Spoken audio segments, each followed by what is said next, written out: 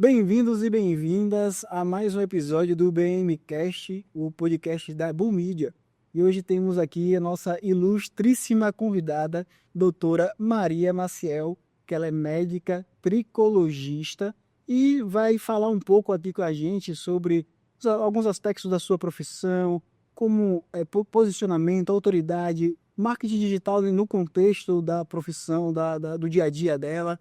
E vamos bater um papo bem saudável, bem legal, com muito conteúdo importante, tanto para você que é médico, como para você também que quer entender um pouco dessa dinâmica do digital. Doutora, seja muito bem-vinda, agradeço a sua presença aqui conosco. Eu que agradeço, sendo um prazer aqui dividir um pouquinho desse dia a dia, falar de assuntos relevantes, né? A gente sabe que a internet hoje muitas vezes carece disso, né? Pessoas ali que estão à frente da informação e que trazem curiosidades e dúvidas ali do dia a dia. Será um prazer. Show de bola.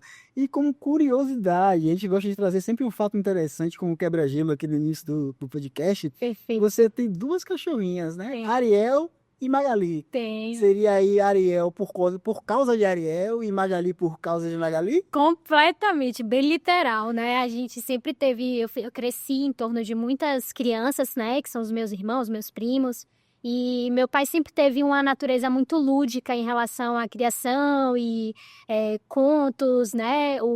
A nossa referência, muitas vezes, assim, de ensinamento de vida mesmo, foi muito voltada sempre com essa questão dos ensinamentos por trás da Disney, mais especificamente.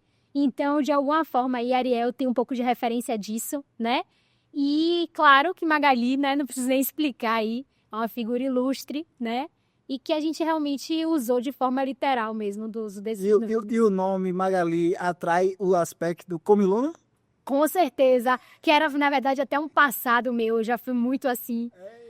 Já gostei demais de comer ali uma besteirinha fora de hora, mas isso é algo que realmente ficou só pro nome dela mesmo e que eu venho em construção aí mudando esses hábitos, procurando aprimorar, né? Saúde, disciplina. Show de bola, show de bola. E sabendo que você optou o seu caminho como médica, né? Sim. Voltado para a tricologia, para a saúde capilar. Perfeito. E para a gente começar de fato a pauta, o episódio, eu gostaria de entender um pouco primeiro, por que medicina?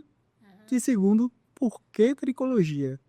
Sabe, Cláudio, eu observei isso durante a faculdade, né? Todo mundo tem uma resposta muito voltada para eu sempre quis ser médica. E, na verdade, comigo é um pouco diferente, né? Eu sempre quis ser muitas coisas. E, dentre elas, eu acho que uma das principais era me comunicar com as pessoas. Então, eu já tive a fase de querer ser apresentadora, de ser professora. E com o passar do tempo, a maturidade, meu padrasto, que é uma grande referência para mim, que também é médico, eu acabei entendendo que através da medicina eu poderia juntar muitos desses desejos, né? Afinal de contas, uma consulta não passa de uma conversa, né? E aí, ao longo da faculdade de medicina, eu fui me apaixonando por diversas áreas, já tinha esse apreço maior pela área da dermatologia e especificamente com o cabelo, né? Cheguei no meio da faculdade com uma grande questão, que era para eu estar em um momento super feliz da minha vida, mas encarei um diagnóstico de alopecia androgenética no meio da faculdade. Isso me abalou muito, tive uma depressão nesse meio tempo. E diante disso, passei por muitos profissionais. Demorei algum tempo para conseguir esse diagnóstico, demorei algum tempo para conseguir me sentir segura em relação ao tratamento. E junto a isso veio uma experiência pessoal, onde eu pude observar o que faltava também, né, nesse ramo. E muitas das dores que eu sofri, né, eu decidi fazer disso, na verdade, um grande amuleto para ajudar tantos homens e tantas mulheres que passaram por uma situação muito parecida, né? Então, a tricologia, na verdade, vem de uma experiência pessoal minha e que eu tenho a oportunidade de fazer diferente, né? Quem senta na minha cadeira ali, que a gente pode conversar, sabe disso, eu acabo dividindo de alguma forma essa experiência pessoal minha. Pô, que interessante isso, né? É bem diferente realmente das escolhas que são feitas, não só na medicina, mas nas outras profissões como um todo, né? Essa tua história pessoal com essa questão da alopécia e também a identificação das deficiências, digamos assim, dos atendimentos de alguns profissionais que você buscou para poder entender o que estava acontecendo contigo, qual que seriam os tratamentos. E aí casou, né? Porque hoje a gente faz o quê? Qual é a cartilha, uma das cartilhas do digital? É você identificar quais são as dores do público, onde é que você consegue resolver aquele problema, aquela dor, e você conseguir identificar isso vivendo a situação Em primeira pessoa. em primeira pessoa. Com certeza. Exatamente. Isso daí criou uma conexão muito forte Muito. do direcionamento. Muito. Muito massa. E assim, sabendo que essa história pessoal tua com a tricologia, falou alopecia androgenética. Perfeito. O que seria essa alopecia androgenética? A alopecia androgenética é o que a gente conhece popularmente como calvície, né? Então, antes a gente acreditava que a calvície era exclusivamente uma questão para o homem. E hoje nós entendemos que já não é mais uma realidade, né? Mulheres também sofrem com a calvície, né, conhecido tecnicamente como alopecia androgenética, e existe até uma estimativa aí de que a cada 10 amigas, 5 serão calvas ao longo da vida. Então é a calvície que a gente conhece, é a alopecia androgenética, e é muito comum, né? No universo dos homens, a cada 10, 8 terão a calvície em algum momento da vida. Então eu costumo dizer que eu escolhi a profissão que mais vai ter demanda, porque todo mundo, uma grande parcela, vai ter esse acometimento ao longo da vida. Então é muito gostoso também saber que a gente pode atuar numa área de tanta relevância, né? Pô, bem interessante isso. E, assim, eu não faço parte dos 8, né? Dos 10 homens, 8 que... Verdade. Eu não faço parte. Verdade. Não farei parte, com fé em Deus. E se você sofrer disso em algum momento, você sabe que estará em boas mãos. Exato, exato. Se sofrer também, já sei que existe solução. Com E acredito que também o conhecimento, como ele está posto hoje, a internet, trazendo essas informações, a gente consegue ter mais pessoas identificando o problema. Porque às vezes as pessoas, principalmente as mulheres, acredito eu, que tinha aquela sensação de que não, isso aqui não é nenhum problema capilar, porque quem tem problema com o cabelo é homem. Então o conhecimento, ele liberta de diversas formas. Para você, sua profissão, quanto mais conhecimento as pessoas tendo acesso a essas informações, mais paciência você vai ter. Sim, por consequência, né? Eu penso sempre nisso. A gente tem hoje uma visão, né? Muito mais próxima da medicina. Antes, o que era um conteúdo técnico, hoje, no meu Instagram, por exemplo, eu priorizo sempre o linguajar popular, né? Não é porque eu sou médica que, enquanto fazendo um conteúdo para a internet, eu tenho que seguir à risca, né? Essa rigidez que, em parte, a medicina ela exige em alguns momentos.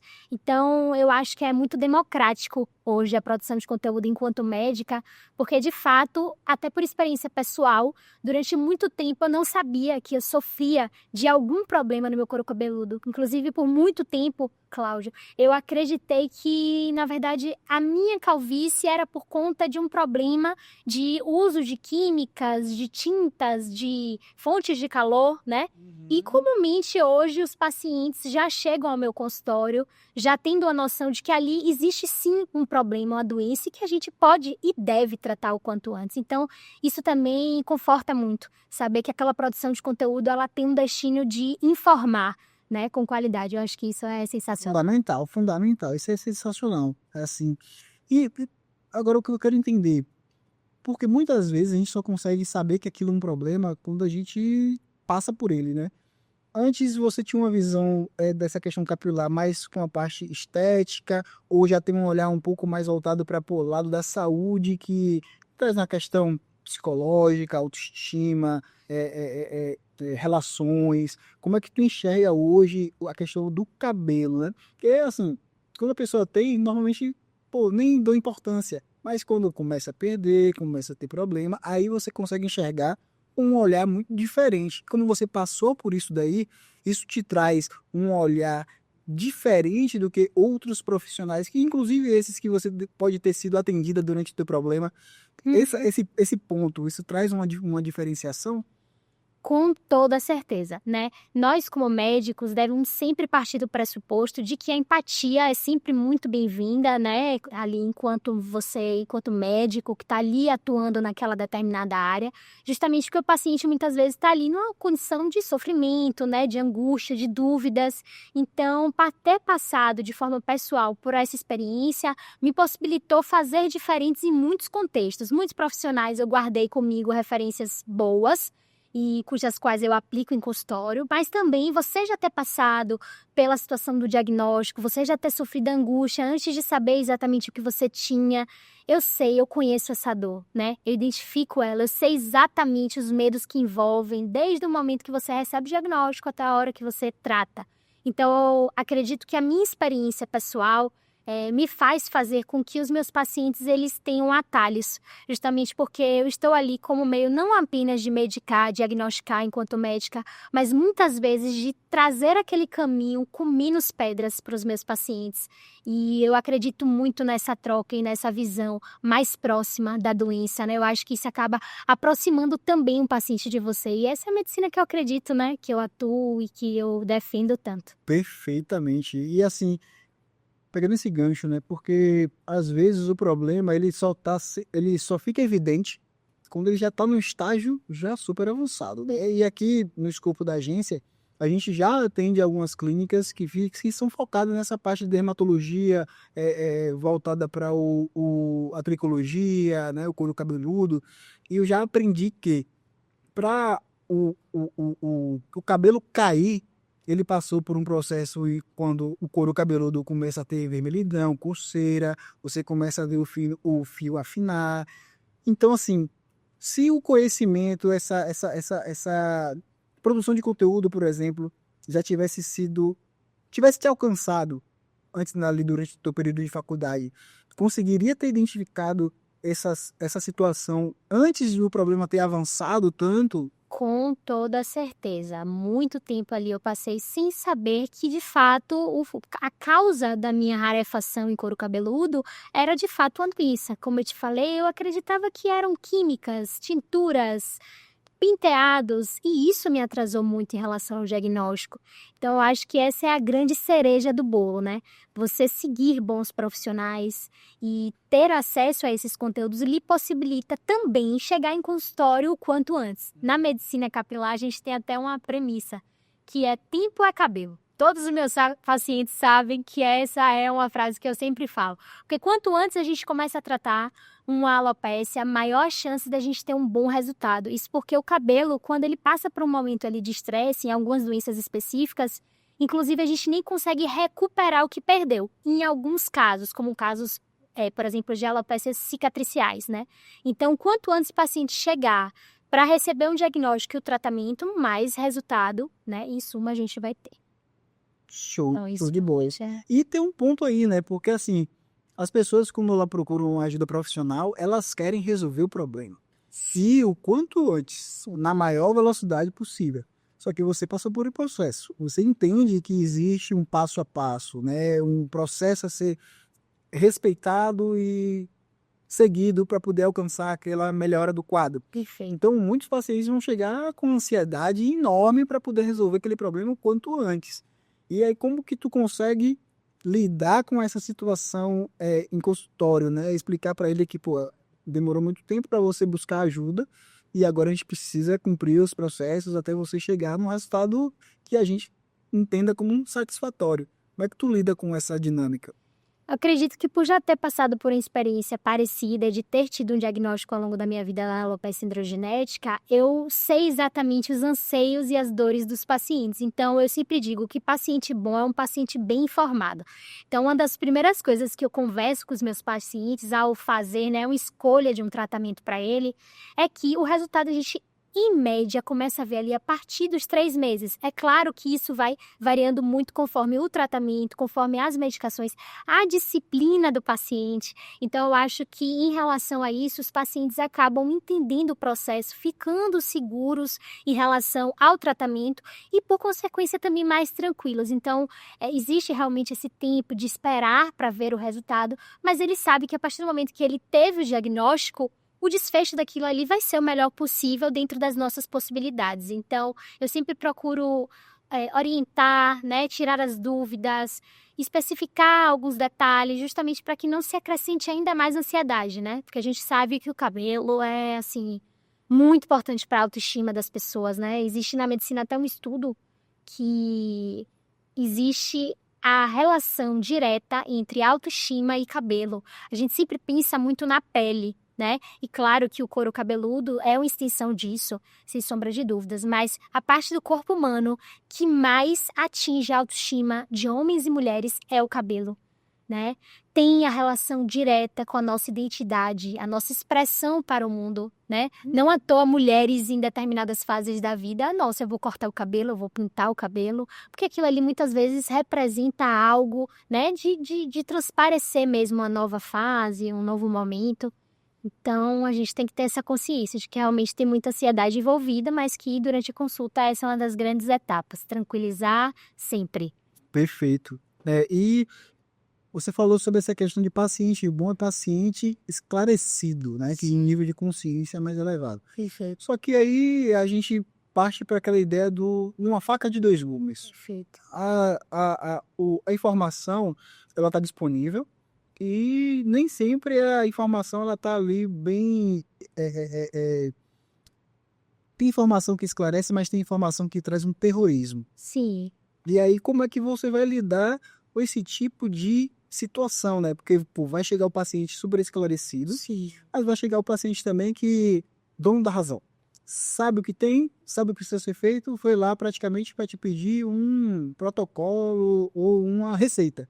Então, a dinâmica da internet, você consegue ver esse tipo de situação sendo refletida no teu escritório, no teu consultório, quando os pacientes chegam com um nível de consciência mais elevado, mas não necessariamente educados sobre o processo como ele de fato acontece. Eu acredito que não tem como responder essa pergunta sem tocar num ponto principal para mim. O que é que acontece? Hoje, a partir do Instagram, muitos pacientes vêm através daquela identificação com o seu Instagram, né?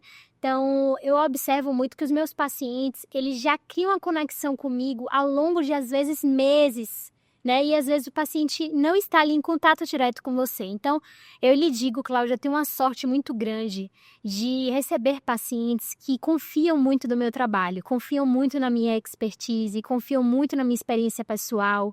Então, claro que existe, né, o nível de consciência no sentido até bom. O paciente já sabe que o tratamento envolve algumas medicações e às vezes ele mesmo procura saber, se informar. Isso até é melhor às vezes para ele, né? Então, eu acho que nesse sentido, ao mesmo tempo que ajuda, né, existe essa relação também direta do médico de estabelecer essa relação de confiança para que essa informação que foi passada, às vezes de uma maneira errada ou às vezes de uma interpretação de equívoco, ela seja cessada para que juntos, né, a gente consiga fazer um bom tratamento, né? Eu falo porque o paciente tem também total relevância no tratamento, uma vez que é ele quem vai usar as medicações todos os dias, ele que vai ter a disciplina de passar uma determinada medicação no couro cabeludo.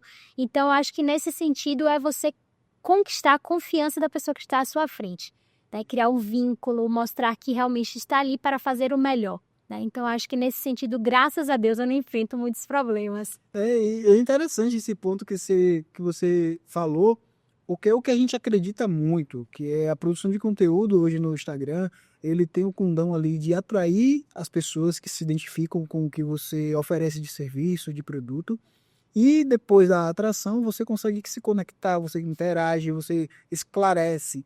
Então, se a gente imagina que a trajetória de um paciente, de um lead, seja, pô, sei que tem um problema, vou buscar um profissional.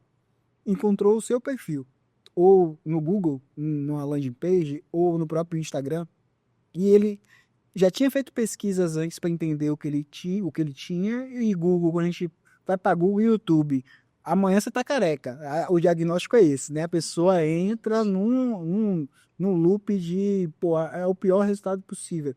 Mas a partir do momento que ele te encontra e que ele vai no teu perfil e começa a consumir teu conteúdo, pô, o Instagram ele vira uma maneira de você esclarecer, quebrar objeção. E aí, quando esse paciente toma a decisão de te mandar uma mensagem para agendar a consulta, ele já chega muito mais preparado para poder seguir um tratamento do que se ele já tivesse te encontrado, clicado, ligado e marcado a consulta. Então, o Instagram ele serve como essa ponte de conhecimento, né, de elucidação, de esclarecimento do profissional com o paciente. Eu acho isso bem interessante. Não sei se você faz a produção de conteúdo no teu perfil já pensando nisso, ou é realmente de uma maneira muito mais natural e as coisas vão acontecendo no feeling? Eu acredito que é uma junção dos dois, né? Então, eu quero passar a informação de qualidade para quem está ali no meu Instagram e, ao mesmo tempo, eu quero mostrar a minha verdade, as coisas com as quais eu me conecto, acredito, vivo, né? Então, eu acho que isso faz toda a diferença, porque o paciente que chega até meu consultório, em suma, que vinha ali, né, da conexão com o Instagram, ele já se identificou com quem eu sou. Então, não de maneira pontual, né, mas sim de maneira corriqueira, eu observo que os meus pacientes, eles têm ali relações, vínculos familiares, às vezes até parecidos, valores parecidos, porque eu acho que hoje um paciente ir até você significa dizer que ele se conectou para muito além da informação que você trouxe. Né? Eu tenho muita clareza sobre isso.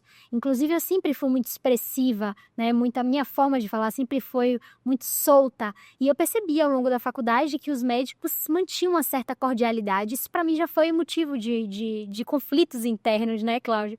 E é muito bacana, porque isso foi uma coisa que eu vim quebrando ao longo dos anos e os feedbacks são muito positivos, né? Meus pacientes gostam dessa forma como eu falo, descomplicada, próxima, porque eles entendem melhor e conseguem aproximar ainda mais o meu paciente de mim. Então, isso para mim é essencial e é um dos pilares para fazer até que os nossos tratamentos sejam tão relevantes e com resultados tão positivos. Isso é fundamental, porque assim, a comunicação ela tem que ser de acordo com quem está recebendo. Pô, se teu paciente prefere que você fale de uma forma, não é assim, o médico ele tem uma maneira de falar, assim como outros profissionais, advogados também, entre pares, entre colegas. Mas não é essa comunicação, esse tipo de diálogo que o paciente vai gostar, que ele vai se identificar. Então, principalmente quando a gente pensa no digital, pô, beleza. Me comunico dessa forma, mas com o meu público, de que maneira que ele gosta de ouvir sobre esse assunto? Ele prefere ouvir uma coisa mais técnica, mais afastada, ou ele gosta dessa aproximação, dessa coisa mais quente, sabe? Então, eu acho que isso aí é um ponto fora da curva que você já faz naturalmente e não de uma maneira arquitetada, digamos assim. Até porque você consegue sustentar isso durante muito tempo. É um ponto importante. Agora, uma curiosidade também que eu tenho assim de consultório, pô, a gente, enquanto profissionais, vamos estar diante de situações das mais inusitadas possíveis.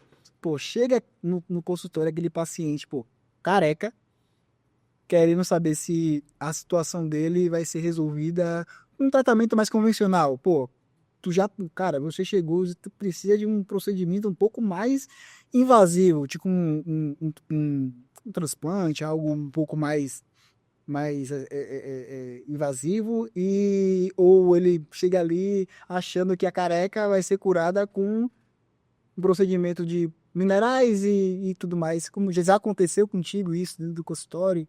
Já. Inclusive, ele veio acompanhado da esposa e eu adoro falar sobre os meus casos em consultório, porque eu guardo eles num lugar muito especial, sabe? E teve um caso que ele veio acompanhado da esposa e a esposa trouxe ele até meu consultório, porque ela já me seguia, tinha essa conexão comigo a partir do meu Instagram.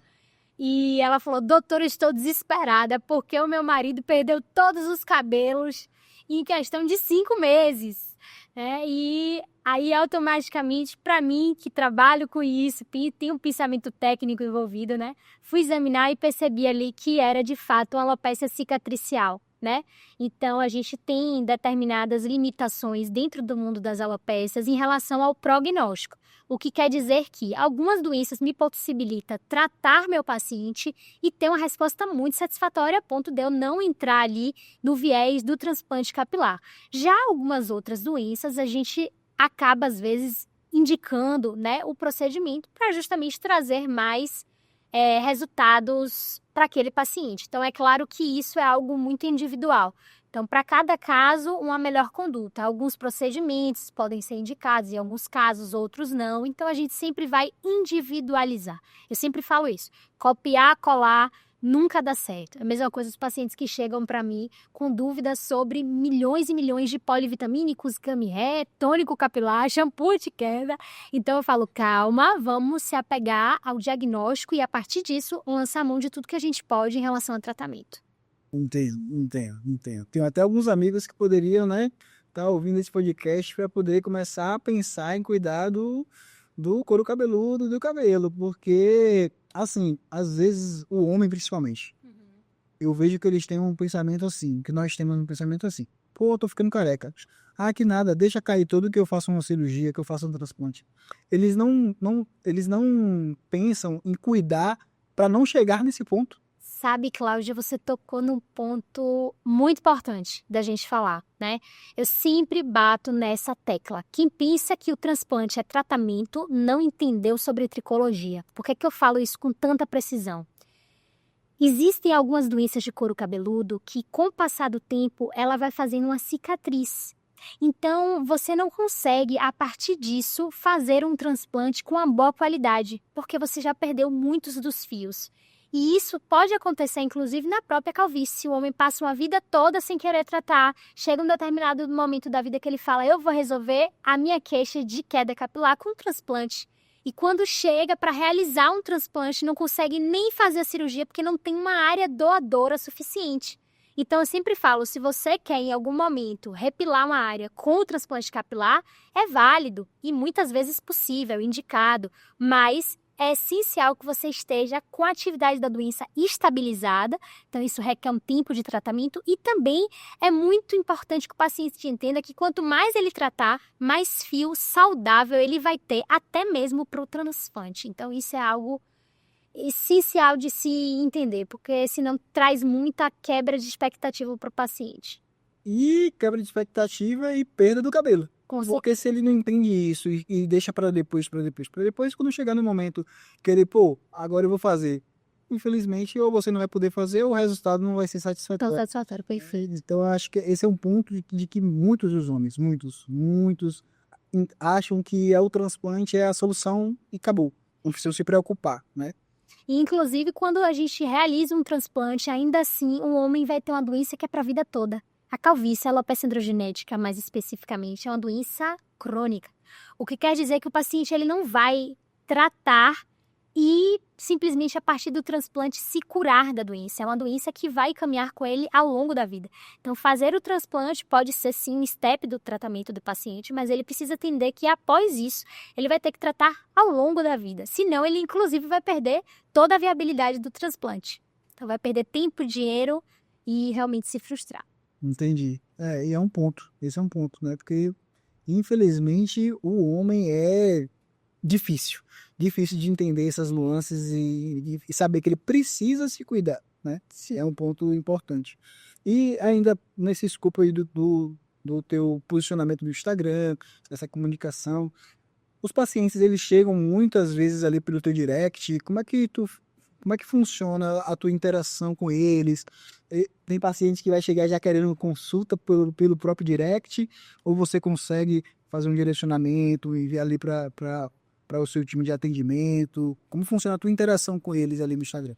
Eu acredito que o direct é um grande divisor de águas no que tange dúvidas ali mais corriqueiras, né? Às vezes pacientes, até meus, acabam me encaminhando alguns posts sobre a vitamina, um ativo capilar específico que saiu, que está na mídia, que está na moda.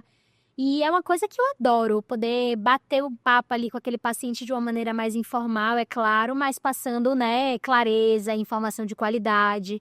Mas existem as limitações éticas da nossa própria profissão. Eu acho que hoje os pacientes, eles estão tendendo a entender um pouco mais isso. Então, eu passo por poucas situações correlacionadas à questão de querer uma indicação de uma medicação, porque eu acho que eles já entendem que realmente ali já envolve um outro cenário que carece, né, necessariamente de uma consulta médica. Então, todos os pacientes que vêm até mim e se conectam com o meu conteúdo acabam mesmo fazendo o segmento através do link da bio, que é justamente que vai ser encaminhado para a minha equipe e a partir disso vai ser direcionado para agendar uma consulta. Então, acho que isso é bem estabelecido, assim. Interessante, né? Porque, assim, muitos dos nossos clientes aqui, um dos problemas que eles enfrentavam no Instagram era justamente o timing, o conseguir responder a todas as interações ali, ou em comentários de alguns posts, ou no próprio direct, e aí, por vezes passava 2, 3 dias para responder um novo lead, um lead no quesito ali, possível paciente, né? E a gente consegue resolver esse tipo de situação específica com algumas ferramentas, né? Uma delas são as automações. Então, alguns clientes a gente já conseguiu implementar automações no Instagram que, por exemplo, chega um comentário, um direct, uma mensagem ali. A gente consegue fazer um pré-atendimento, né, uma automação, inclusive colocando ali um agente de IA para poder fazer aquele acolhimento inicial e o lead, o paciente, ele não ficar sem ser respondido, que hoje em dia na internet essa é uma dinâmica muito diferente. Você perde a atenção muito fácil. Então é muito fácil ele esperar uma resposta rápida, passou 5 minutos, ele já está em outro mundo, em outro universo, nem lembra mais daquilo. Então, é um tipo de solução que a gente trouxe para poder não perder essas novas interações com esses novos pacientes, né, que chegam no direct, a gente já faz um pré-atendimento e depois faz um encaminhamento para um atendimento humano, por exemplo. Então, uma demanda que a gente enxergou um problema e a gente conseguiu solucionar. Então, é interessante que você consiga dar vazão ao direct, que é ali que a interação mais quente com os seguidores, com a audiência acontece. É claro que na correria do dia a dia nem sempre a gente consegue dar conta, né, 100%, mas muito interessante, né, essa proposta que você trouxe, porque de fato, no dia a dia do consultório, das tarefas também pessoais, às vezes acaba se perdendo ali um direct ou outro e realmente é triste, né, porque você deixa de ter aquela troca específica com aquela pessoa que tirou um tempinho para depositar ali a confiança dela e lhe perguntar sobre um assunto ali. Não, exatamente, mas assim, é importante essa interação usando as ferramentas de automação ou de inteligência artificial, mas nada substitui a interação verdadeira, humana, né? Acredito. Então, isso, sem dúvida alguma, é o que a gente orienta sempre. O Instagram é uma ferramenta absurda para você transformar o teu perfil em uma fonte de aquisição realmente, né? Então, as pessoas elas vão chegar pelos conteúdos que você posta no fim, principalmente Reels, carrosséis, mas elas vão se conectar contigo no Story. Então, quanto mais story você faz, mais caixinha de pergunta, dialogando com o teu público, e aí a partir dessas caixas de pergunta surgem outras ideias de conteúdo, e assim as pessoas que estão chegando vão consumindo teu perfil, vão se conectando contigo até o ponto de falar, pô, tenho confiança total nesse profissional. Vou mandar mensagem, vou fazer um agendamento e o preço ele deixa de ser um problema. Que às vezes, querendo ou não, quando a pessoa tem um problema, mas ainda não se conectou contigo, quando você passa o valor da minha consulta é X, ele ainda não consegue enxergar valor naquilo. Tá? Mas quando você consegue criar essa conexão com ele, e aí ele cria esse fit, né? Ele se conecta contigo, ele não vai ver o valor como um empecilho, né? Só faz parte do processo. Isso eu acho bem interessante. E a gente partindo um pouco assim para essa parte da técnica, né? Os quadros mais comuns, né? Que a gente pode estar falando aqui algumas coisas que as pessoas que estarão assistindo podem falar, pô, eu tenho isso. Caramba, eu tenho isso.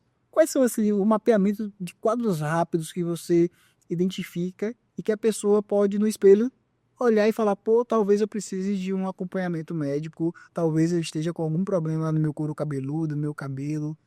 Então, o principal sintoma que mais acomete as pessoas hoje, que chegam até mim em consultório, que eu consigo observar, é queda capilar. Então, a queda capilar, a gente tem uma estimativa ali de 100 a 150 fios por dia, que naturalmente o cabelo ele vai ciclando. Então, você perde, em média, essa quantidade. Mas hoje, até com o uso de canetas emagrecedoras, existe uma tendência até a fazer mais quadros de eflúvio telógeno, né? O nome técnico para essa queda capilar, que realmente avança muito mais do que esse padrão de 100 a 150 fios por dia.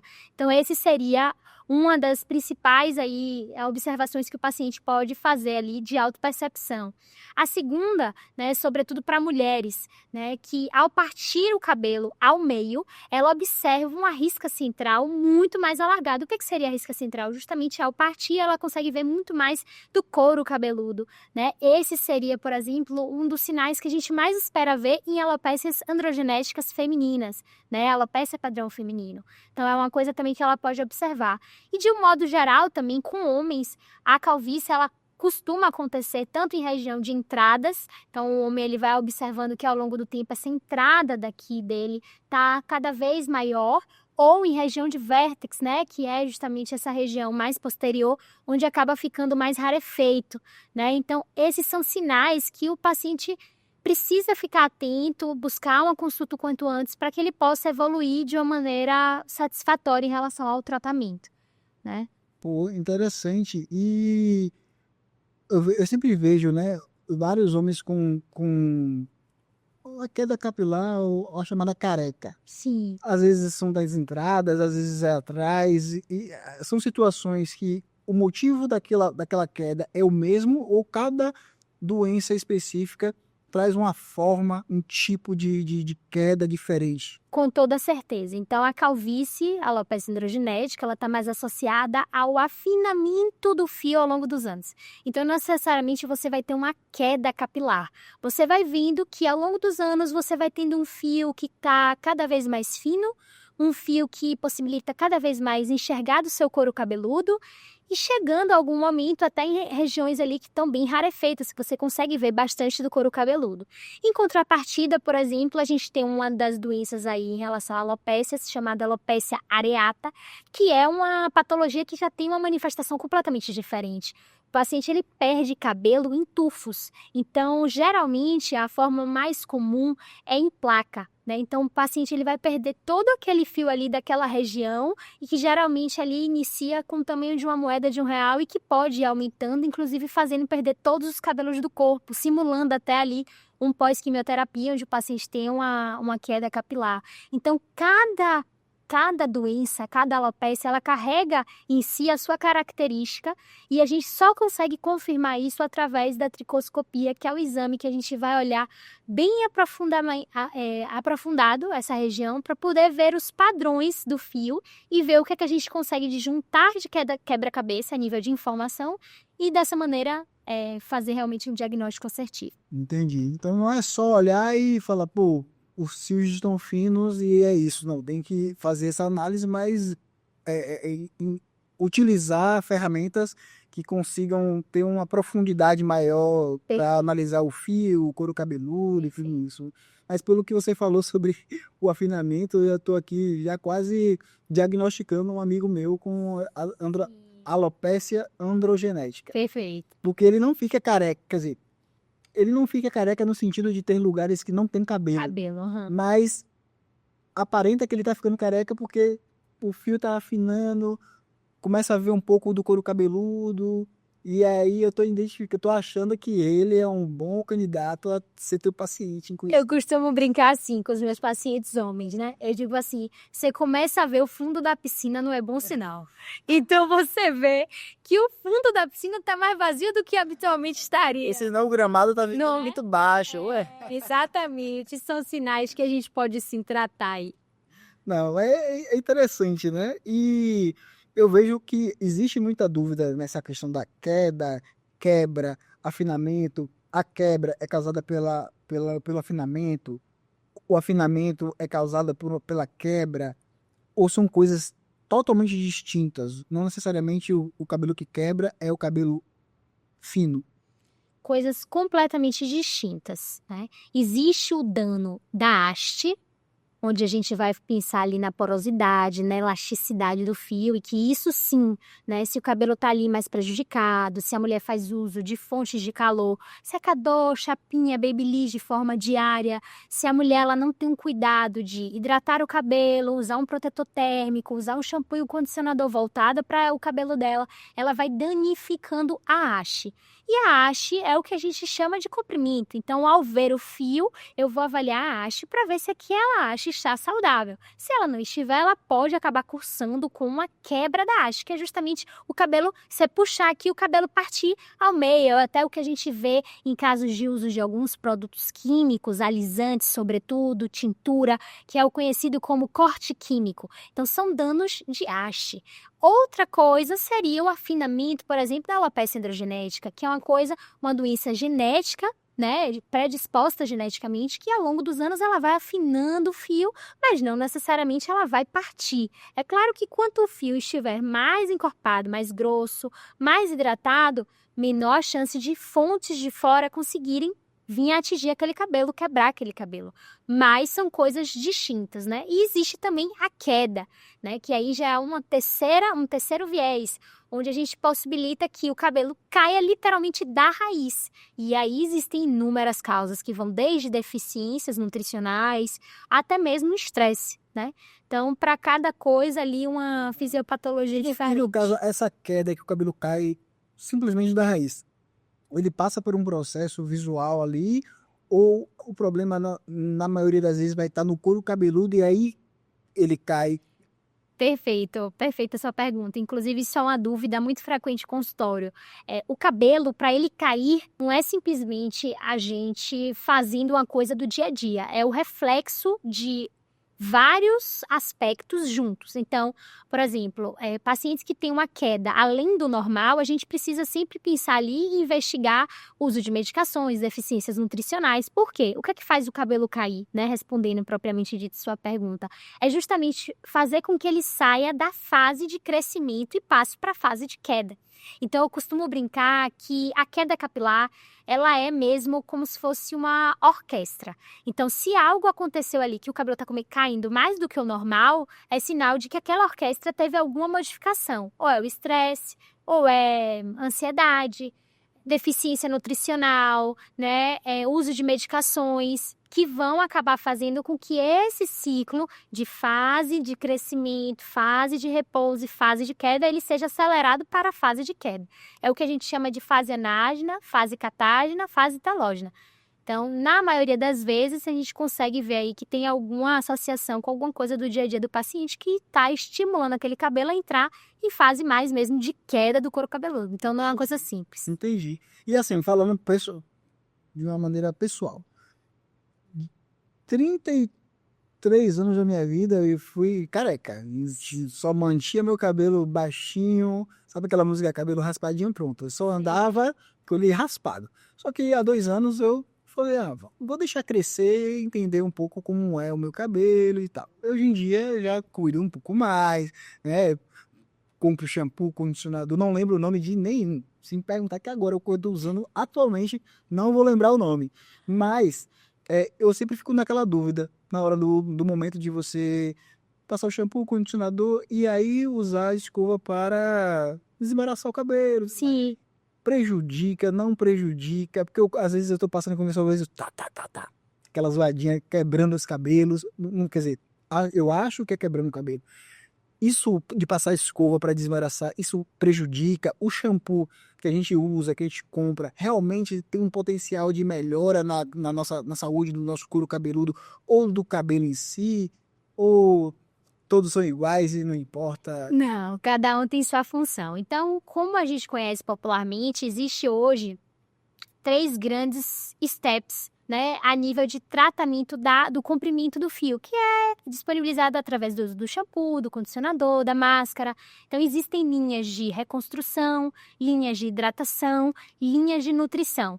O ideal é que você tenha uma análise ali da haste para entender o que é que o seu cabelo está precisando mais. Não existe uma fórmula de bolo, né? Cada cabelo ele vai ter uma porosidade diferente, cada cabelo vai ter um dano também gerado ali por um uso do dia a dia de fontes de calor diferente. Então, a gente precisa alinhar isso, inclusive essa é uma das partes da consulta que eu mais gosto. Analisar o couro cabeludo, mas também o comprimento do fio, para a gente possa juntas chegar ali num tratamento que vá viabilizar ainda mais beleza capilar para aquela paciente. Então, existem estratégias que a gente pode fazer uso e para cada uma desses steps que eu te falei, existe realmente indicação. E respondendo a sua segunda pergunta em relação a pentear os cabelos, né? Isso eu estive ano passado no Congresso Brasileiro de Dermatologia, no Rio de Janeiro, e assisti uma aula maravilhosa sobre os cuidados com o cabelo, né, em relação ao comprimento. A gente não focou muito nessa aula em relação ao couro cabeludo. E uma das coisas que a gente discutiu foi justamente isso, né? Pentear o cabelo, qual que é o melhor momento, né? Algumas pessoas falam, não, pentear o cabelo tem que ser molhado, porque é mais fácil, o cabelo desliza mais na escova, não é assim? E o que é que a gente chega de consenso hoje a nível médico? Existe para cada cabelo uma melhor forma de pentear. Então, por exemplo, existe o cabelo que é liso. O cabelo que é liso, a melhor forma de pentear ele não é quando ele está molhado, é quando ele está seco. Já o cabelo crespo, a gente muda um pouco dessa tendência. A tendência a ter mais quebras no momento em que você penteia ele seco. Então, a gente aconselha pentear no momento em que ele estiver molhado.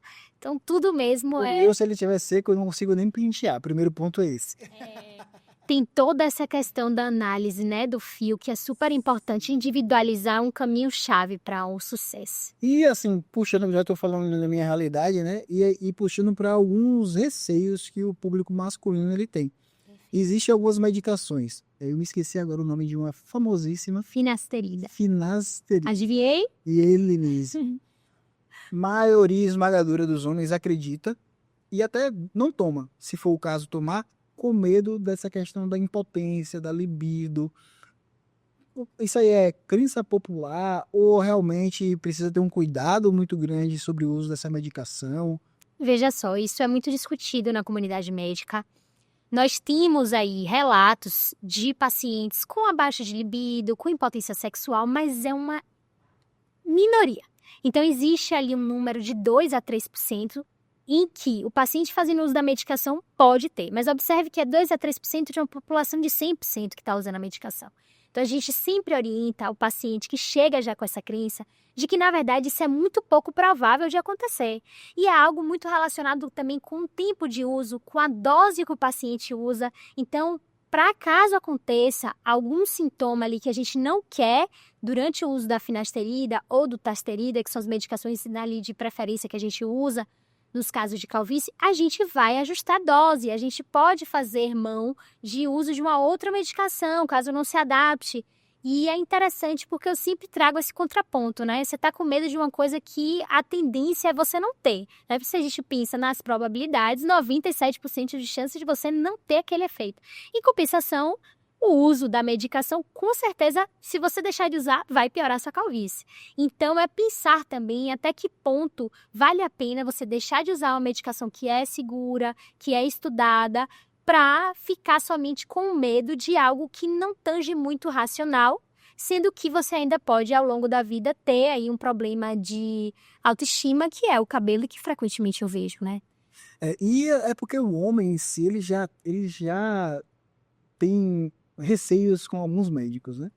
Um deles é justamente o terapeuta capilar, o que cuida ali da saúde capilar dele, por conta desse ponto do medicamento que pode trazer essa impotência, baixa da libido. E aí o homem pensa o seguinte, 97% de chance. Mas e se eu tiver nesses 3%? Então, assim, você consegue, de uma maneira mais fácil, conduzir esse paciente que tem esse tipo de receio para que ele entenda e o tratamento prossiga, ou é algo que o trabalho de conscientizar e de tirar esse medo demora um pouco mais e eventualmente você acaba tendo que optar por outros medicamentos ou outras conduções até chegar ao ponto de falar, ó, a gente já tentou de tudo, a gente precisa ir para esse caminho. Perfeito. Existe o meio também da medicação. Então, às vezes, o paciente não topa fazer uso da medicação por via oral, porque tem realmente essa possibilidade, mesmo que remota, de fazer esses sintomas que a gente não quer, né? Esses efeitos adversos.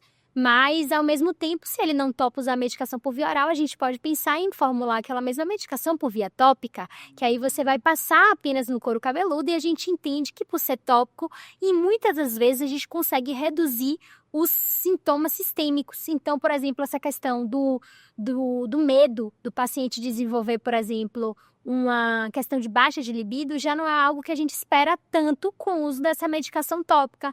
Então, é algo que eu sempre converso com o paciente. Em suma, os pacientes, eles entendem a nível médico que os riscos são muito baixos. E na maioria das vezes a gente consegue ter esse tratamento com o uso das medicações. Mas quando não, a gente sempre ajusta para fazer com que o tratamento também fique viável para o paciente e confortável. Sim, entendi. Esse seria o principal medo dos pacientes masculinos, homens, ou existe... Dos homens disparados, sim, esse é o maior medo. Eles ficam apavorados com o fato de poder perder libido, ficar impotente, mas eu acredito muito na medicina do tete a tete, né? O médico conversar e explicar a nível médico os riscos e a partir daquilo ali ele vai de fato decidir se para ele vale a pena ou não, mas na maioria das vezes a gente consegue conscientizar o paciente usa de uma maneira mais tranquila. Show de bola. E assim, falando um pouco mais sobre essa tua produção de conteúdo na tua rede social.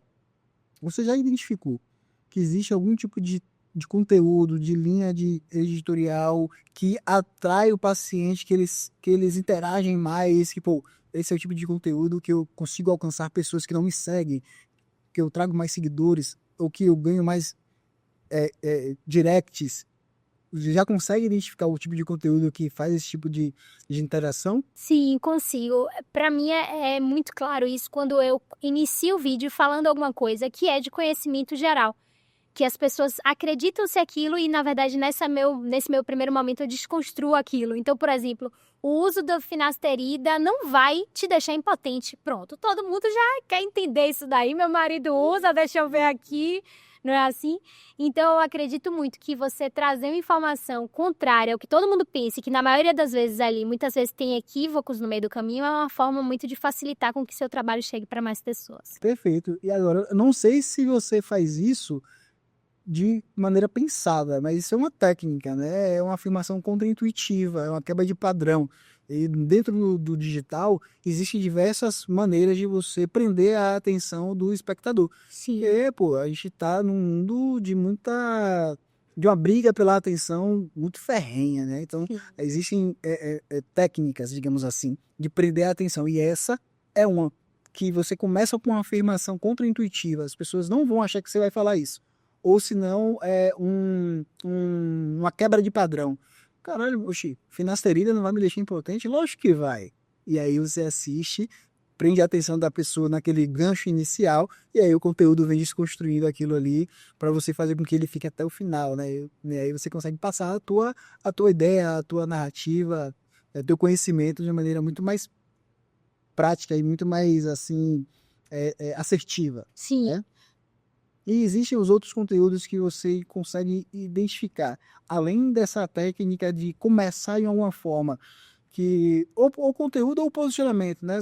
Você consegue ter um retorno melhor postando no feed, ou os stories ainda conseguem ter uma interação maior com teus seguidores e teus Eu pacientes? acredito que o Reels, né, as postagens ali de post mesmo do Instagram, ele está para fazer com que você chegue para mais pessoas consigam consumir aquele conteúdo de qualidade, mais pessoas conheçam o seu trabalho, se conectem com você, mas eu acredito muito que o Story entra quase que como uma conversa pessoal. Eu costumo dizer que o Story é quase que uma conversa minha com minha mãe dentro de casa, tomando um cafezinho. É algo muito íntimo, então eu acho que é no story que você consegue mostrar muito do que você vê, do que você consome, do estilo de vida que você tem, das coisas que você prioriza. Então, por exemplo, eu tenho muito isso do hábito de praticar atividade física, né? Usar as minhas suplementações, até pelo meu histórico pessoal aí com a alopecia. Então, eu sempre divido isso com os meus pacientes, né? Mostro um pouco dessa questão minha cristã, afinal de contas é algo que é essencial na minha vida. Mostro um pouco da minha família, que é a minha grande prioridade, né? Então, eu acho que existe essa forma de você trocar de diferentes meios, né? Mas eu acho que o story realmente é algo mais íntimo, que traz para perto mesmo o paciente. Perfeito. É aquela coisa que é clichê, mas é a verdade, que as pessoas elas se conectam com as pessoas. Então, Com certeza. você fazer toda essa, mostrar quem você é de verdade, é o que vai fazer você crescer no digital, vai fazer com que as pessoas queiram o teu serviço, se conectar contigo, te acompanhar. E assim, ainda falando sobre conteúdo, existe algum tipo de conteúdo que você já identificou que não é legal você postar, ou que você sempre achou que, pô, não é o que eu quero trazer para aqui para o meu perfil? Conteúdo técnico. Essa vai para todos os meus amigos médicos que estão aqui assistindo a gente. Não façam conteúdo técnico. Quem está ali não está ali para se munir de estudo científico, linguagem difícil. Eu acho isso a maior besteira, a maior bobeira. Então, quando eu estou ali gravando, eu entendo que é para atingir pessoas que estão passando por um problema similar. Então, eu preciso fazer com que a pessoa, ela entenda exatamente o que eu estou dizendo. Então, eu tenho que realmente me afastar aí desse linguajar técnico, dessa coisa rígida, que muitas vezes a medicina tem e que eu acho particularmente uma chatice. Eu acho um saco. é algo que está vinculado a diversas profissões, né? E a gente tem que entender que a dinâmica, a gente está conversando com muita gente. Então, quanto mais a gente evitar termos que, pô, são comuns para nós, mas para o público em geral não são, a gente tem que traduzir tudo isso, né? Se a gente vai falar sobre alopecia, a gente fala sobre um termo que a pessoa consiga identificar, né? Com certeza. Então, esse eu concordo contigo nesse ponto. E, assim, falando sobre a jornada do paciente contigo. Marquei a consulta, hoje é o dia, vou para o consultório da doutora Maria Maciel e como é que vai ser a minha consulta? O que é que o paciente pode esperar desse momento contigo? Eu costumo brincar até que eu trabalho, além de trabalhar com a tricologia, eu trabalho sobretudo com a medicina do tempo. E quando eu falo isso, as pessoas ficam assim: você é médica, você trabalha com medicina do tempo? Como assim? Você é geriatra? Eu falo: não é isso. É a medicina do tempo da sua vida, né? A gente percebe hoje muito um padrão, né? Sobretudo ali de algumas redes, grandes redes, né? Onde os profissionais trabalham de uma maneira um pouco apertada em relação a tempo, né? E é uma das coisas que eu sempre priorizo no meu consultório, o espaçamento entre um paciente e outro, o agendamento é já feito pensando nisso, porque para mim, sobretudo os pacientes de primeira consulta, onde eu preciso me adentrar ali na realidade dele, na história de vida dele, que muitas vezes envolve também ali os ciclos capilares, né?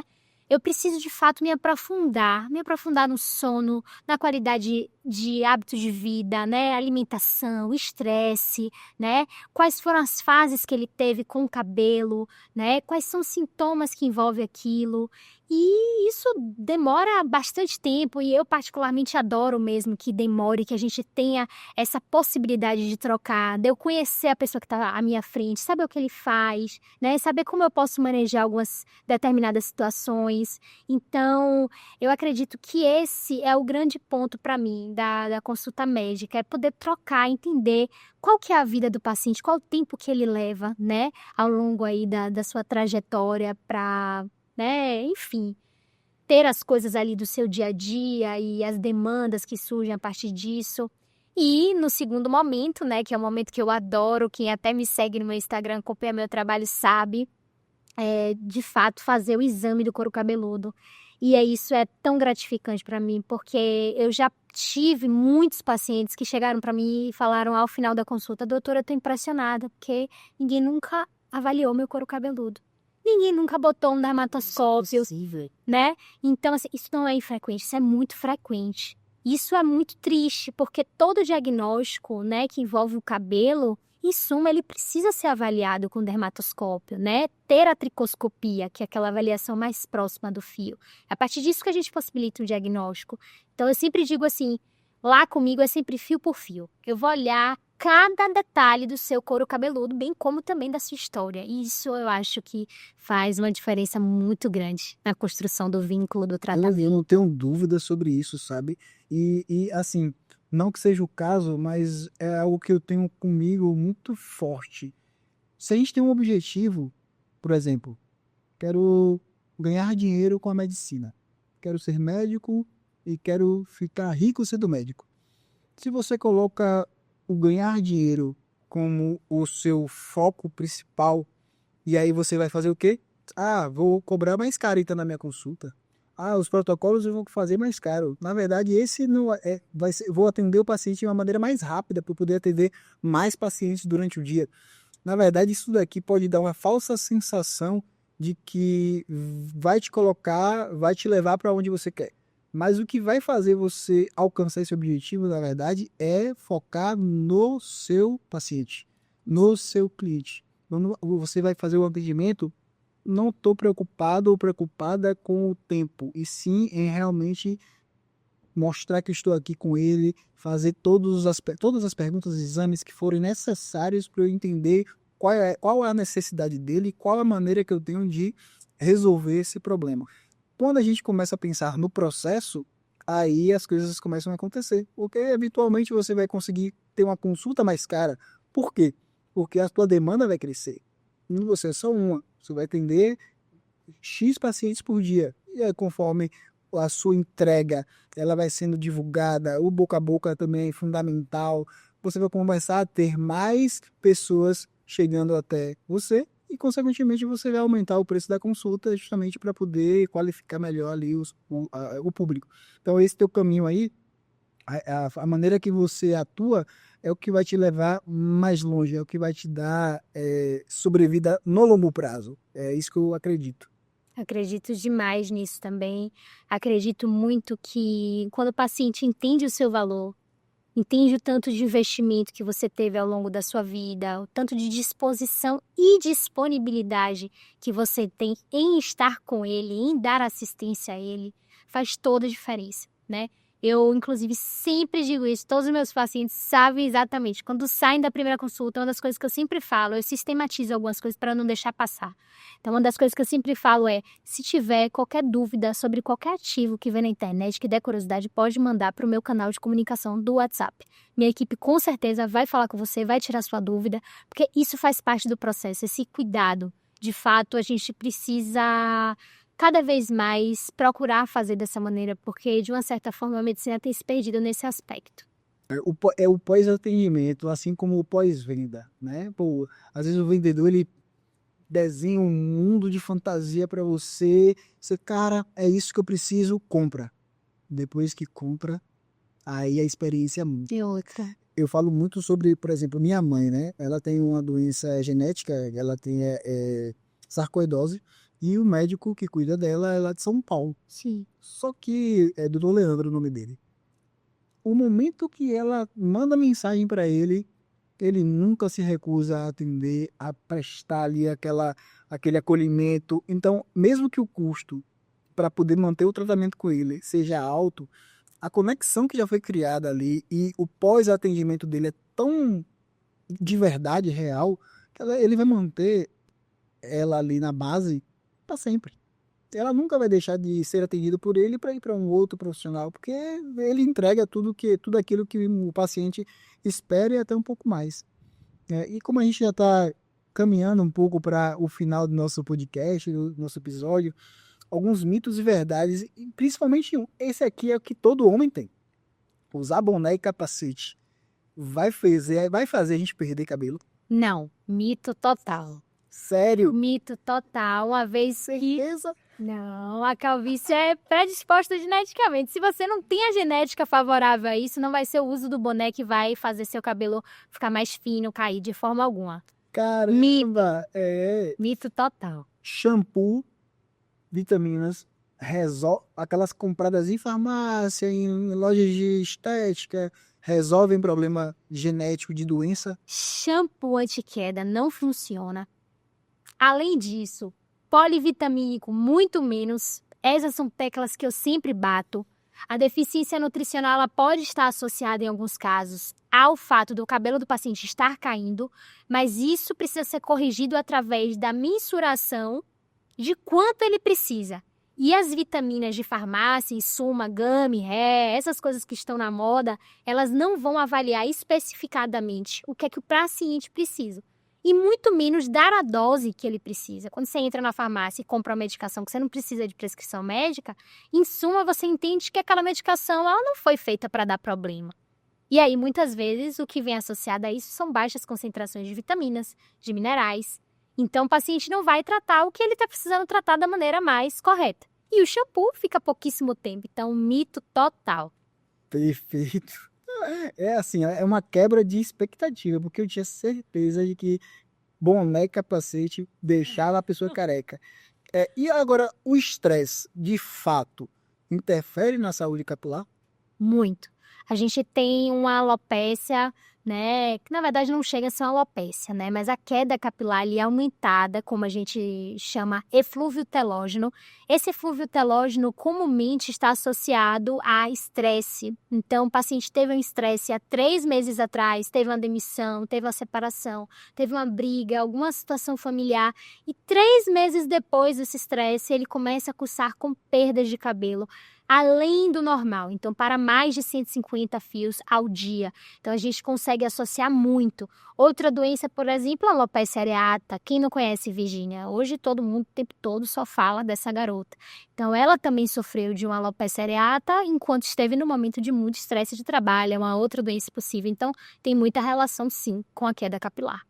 Isso aí é uma verdade. Uma outra dúvida com relação a homem, principalmente. Não tem barba, use minoxidil que a barba cresce. Minoxidil, de fato, faz qualquer um ter barba? Precisa ter uma unidade folicular ali. Então, preciso ter a viabilidade de crescer um folículo. Em alguns casos, a pessoa não tem muito. E aí, o minoxidil vai ajudar porque ele atua de duas formas.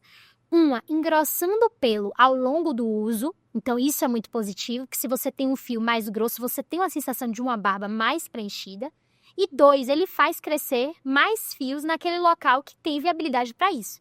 Então, claro que precisa ser avaliado o contexto, mas na sua grande maioria, o minoxidil é uma medicação que a gente pode fazer uso em muitos casos para densificar e aumentar um pouco mais do volume do cabelo. Interessante, essa é uma dúvida que eu tenho porque minha barba é muito ralinha e eu sou doido para ter ela toda preenchida, já tem É uma demanda de várias você. coisas, até esqueci o nome do produto, era tipo um gelo, que eu ia no médico e aí ela pegava um produtinho no algodão e passava, até me queimava um pouco. Enfim, fiz esse tratamento, mas não resolveu minha situação. Depois a gente vai conversar. Vamos, claro. Doutora, para fechar, né, eu gostaria que você falasse aí sobre 3 sinais que a pessoa identificando busca uma avaliação médica. Bem, a primeira de todas, queda capilar. Passou de 100, 150 fios por dia, necessita fazer uma investigação diagnóstica, corrigir o que precisa ser corrigido e até mesmo alterar algumas medicações que possam estar ali em uso, corroborando para isso. Segundo ponto, alargamento da linha central. O que é isso, né? Ao partir o cabelo no meio, você observa que aquela risca, você consegue ver muito mais do seu couro cabeludo. Esse é um ponto super importante que a gente tem que acender alerta para uma das alopécias mais comuns, a alopecia androgenética, que é a calvície. E 3, se a mulher, né, observa ali que com o passar dos anos, ao prender um cabelo, aquele fio já não é mais em tanta quantidade. Um rabo de cavalo, às vezes, que fica mais fininho, com menos fios, né? Ao prender um cabelo, observa muitas falhas em couro cabeludo. Então, todos esses são sinais clínicos de que você precisa de uma avaliação médica. Perfeito. Uma coisa que você nunca promete para seus pacientes.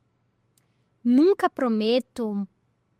prometo um resultado especificadamente, porque cada paciente tem uma doença e cada doença tem um resultado diferente. Então, uma das coisas que eu nunca faço é mostrar um paciente que tem um resultado comigo e eu prometer aquele mesmo resultado para ele, porque inclusive pode até ser melhor. Então, para cada caso, a gente vai sempre individualizar e alinhar de que cada corpo reage de uma maneira diferente e a gente não pratica charlatanismo. A gente pratica ciência e ética, né? Perfeito. E assim, pensando naquela Maria Maciel da faculdade, que começou a ter o problema ali capilar, que foi em alguns profissionais, não se viu amparada, não teve uma resposta satisfatória. Para essa pessoa atual, que ela está ali desesperada, já tentou e está achando que o problema dela não tem solução. O que é que você poderia dar de conselho para essa pessoa?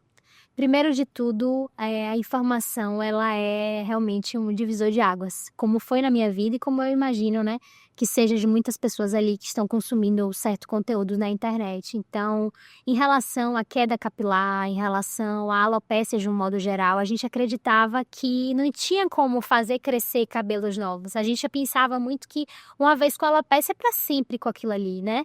E, na verdade, hoje a gente sabe que não é mais assim. A gente tem resultados fantásticos diariamente em consultório. Então, a mensagem que eu sempre deixo para os pacientes é: se você tem alguma demanda de couro cabeludo, de fio, avalie sempre passar por uma consulta médica, porque a partir disso, muitas vezes você vai retomar não só o seu cabelo, como sua autoestima, sua identificação, sua apresentação para o mundo. Então, eu acho que o quanto antes você buscar essa ajuda, melhor, né? A gente às vezes quer dar conta de tudo e o cabelo é uma coisa que não perdoa. Com o passar do tempo, quanto mais tempo você passa, menos chance de você ter um resultado ali positivo em muitos casos. Perfeitamente. Doutora, chegamos ao fim do nosso episódio. Gostaria de abrir espaço, caso você queira falar mais alguma coisa e também dizer onde as pessoas podem encontrar você nas redes sociais, como elas podem fazer o agendamento da sua consulta. O espaço é seu. Bem, o Instagram, né, hoje é um grande divisor aí para nós. Muitas pessoas chegam até ele, então o Instagram é @doutora.mariamaciel, e lá no link, né, da bio, possibilita você entrar em contato com a minha equipe através desse link e assim ser direcionado para um agendamento de consulta. Lá eles vão lhe acolher, procurar saber qual foi o seu motivo, a sua consulta, e a partir disso a gente estabelecer um plano terapêutico para você que eu tenho certeza que vai ser benéfico. Show de bola. Então é isso, pessoal. Ficamos aqui com mais um episódio do BMcast e até a próxima. Valeu!